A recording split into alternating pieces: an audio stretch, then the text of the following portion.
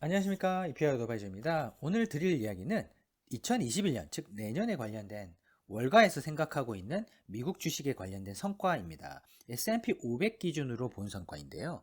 글로벌 주식시장, 글로벌 산업, 글로벌 경기를 놓고 봤을 때 미국 주식시장 500개 대표 종목은 어떻게 되느냐에 따라서 글로벌 캐피탈 마켓, 즉 자본시장에 미치는 영향이 상당히 큽니다. 그리고 한국의 주식시장에서도 바로 직접적인 영향을 줄 수 있는 인덱스라고도 볼 수 있겠습니다. 그러면 한번 보시겠습니다.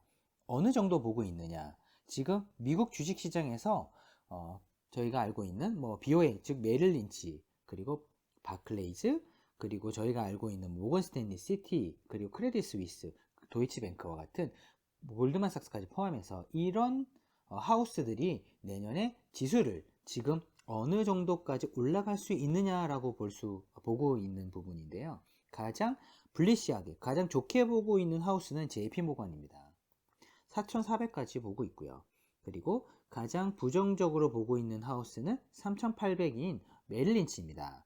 즉 BOA라고 부르고 있는 저희가 뱅크 오브 아메리카의 자회사로 편입이 된 메릴린치 증권사 같은 경우 가장 보수적인데요. 그렇다 하더라도 최소한 가장 보수적으로 보고 있는 메릴조차도 약 현재부터의 성과는 10% 정도는 충분히 날 수 있다. JP모건 같은 경우는 20%도 날 수 있다라고 보고 있습니다.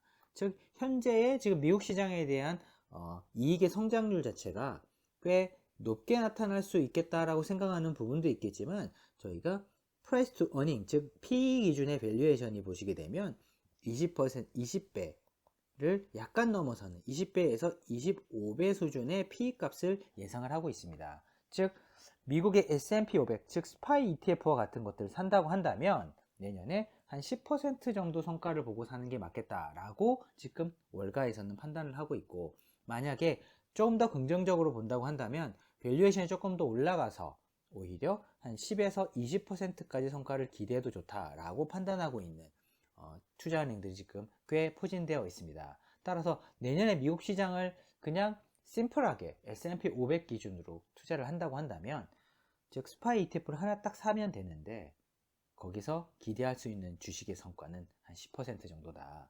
보수적으로 본다 하더라도 긍정적으로 본다면 한 20%도 날 수 있겠다라고 보고 있는 하우스들이 많습니다. 즉 타겟 기준으로는 3,800에서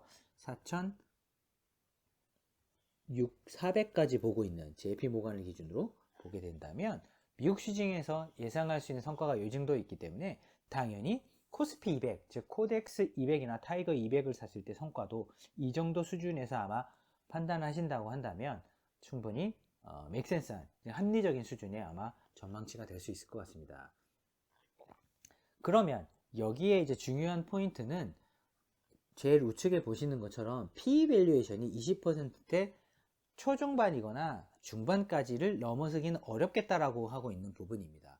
그 이유는 현재 미국 시장의 밸류에이션이 거의 30배에 달하고 있기 때문에 밸류에이션 기준으로는 더 올라가기가 어렵다. 그 힌트는 어디 있느냐? 내년에 금리가 조금 오를 거기 때문에 밸류에이션이 올라가는 것보다 EPS, 즉 기업 이익의 성장이 한 10에서 20% 증가하는 만큼 주가가 오르겠다. 즉 향후에는 높은 밸류를 주고 사는 그로스 주식보다는 어쩌면 적당한 이익이 증가하고 있는 회사들을 사는 게 오히려 더 좋은 전략이 있겠다라고 이 테이블은 좀 설명하고 있는 것 같습니다.